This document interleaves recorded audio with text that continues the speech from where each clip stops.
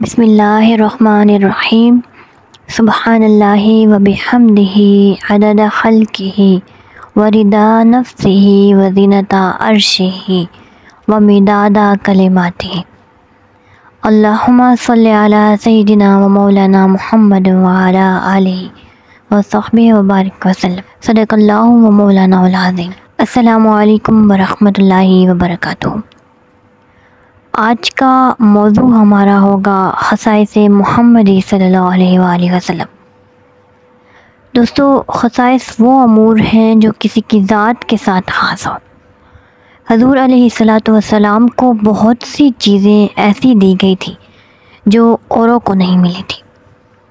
یہ خصائص محمدی صلی اللہ علیہ وآلہ وسلم دو قسم کے ہیں۔ ایک وہ جو صرف آپ علیہ الصلاۃ والسلام کے لیے تھے اور آپ علیہ الصلاۃ والسلام کی امت میں سے کسی اور کے لیے نہ تھے۔ دوسرے وہ جو صرف آپ صلی اللہ علیہ وآلہ وسلم کو عطا ہوئے اور دوسرے انبیاء علیہ السلام کو مرحمت نہیں ہوئے۔ غرض پہلی خصوصیتیں امت کے مقابلے میں اور دوسرے انبیاء کے مقابلے میں تھی۔ ہم نے پہلے کا نام خصائص ذاتی اور دوسرے کا خصائص نبوی صلی اللہ علیہ وآلہ وسلم رکھا ہے۔ تو دوستو، ارباب سیر نے ان خصائص کی توسیع اور کثرت کو حضور علیہ الصلاۃ والسلام کی فضیلت کا بڑا معیار قرار دیا ہے کہ اس سے بارگاہ الہی میں آپ علیہ الصلاۃ والسلام کی خصوصیت ثابت ہوتی ہے۔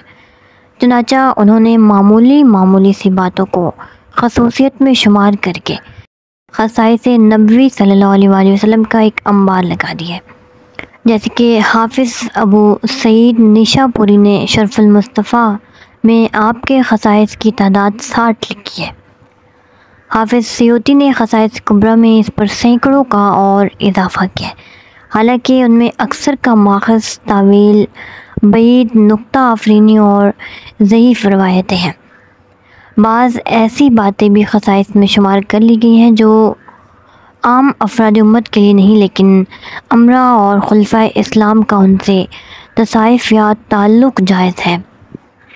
محدثین نے خصائص ذاتی کو یہ وسعت دی ہے کہ انہوں نے یہ اصول بنا لیا ہے کہ حدیث قوی اور عملی میں اگر تصادم ہو تو حدیث قولی کو حدیث عملی پر ترجیح ہوگی، یعنی کہ جو حدیث آپ علیہ الصلاۃ والسلام نے فرمائی اس کو حدیث عملی، یعنی کہ جس پر آپ علیہ الصلاۃ والسلام عمل کر رہے ہیں، اس پر ترجیح ہوگی۔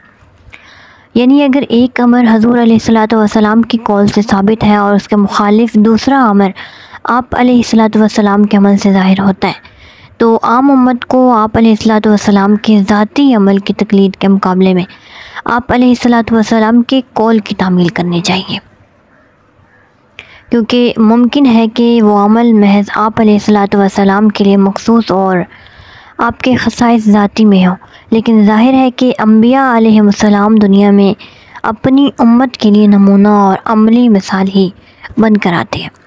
خصوصاً حضرات مقتدی اعظم صلی اللہ علیہ وآلہ وسلم کو ان کے متعلق فرمان الہی نے اعلان کر دیا ہے، لَقَدْ كَانَ لَكُمْ فِي رَسُولِ اللَّهِ أُسْوَةٌ حَسَنَةٌ، اور تمہارے لیے اے مسلمانوں رسول اللہ صلی اللہ علیہ وآلہ وسلم میں بہترین اقتدار ہے۔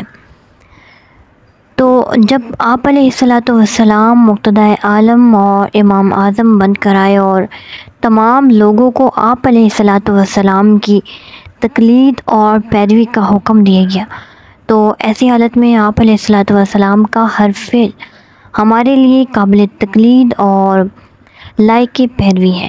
بے شک بعض امور ایسے بھی ہو سکتے ہیں جو بحیثیت پیغمبر آپ صلی اللہ علیہ وآلہ وسلم کی ذات کے ساتھ مخصوص ہوں، لیکن ضرورت ہے کہ دفع التباس اور رفع شک کے لیے ان تمام مخصوص امور کے متعلق ساتھ ساتھ یہ اعلان عام بھی کر دیا جائے کہ یہ مخصوصات نبوی ہیں اور یہ عام امت کے لیے نہیں ہے۔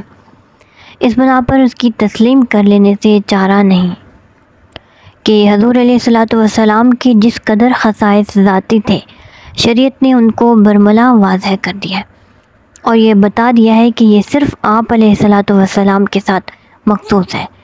اس لیے جن امور کے متعلق یہ تصریح موجود نہیں کہ یہ مخصوصات نبوی ہیں، ان کو ہرگز خصائص کے باب میں جگہ نہیں دی جا سکتی۔ اور اس طرح یہ معلوم ہوگا کہ حضور صلی اللہ علیہ وآلہ وسلم کے جو خصائص ذاتی ہیں وہ چند محدود امور ہیں، اور کتاب و سنت نے ان کا مخصوص ہونا عالم آشکارا کر دیا ہے۔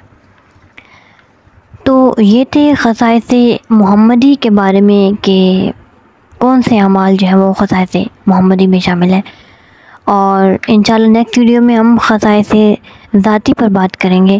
آئی ہوپ کہ آج کی ویڈیو آپ لوگ کو سمجھ آئی ہوگی، اور اس ویڈیو کے متعلق اپنی رائے کا اظہار ضرور دیجیے گا۔ انشاءاللہ نیکسٹ ویڈیو میں پھر ملتے ہیں، اور چینل کو سبسکرائب کرنا مت بھولیے گا۔ تھینک یو سو مچ۔ اللہ حافظ۔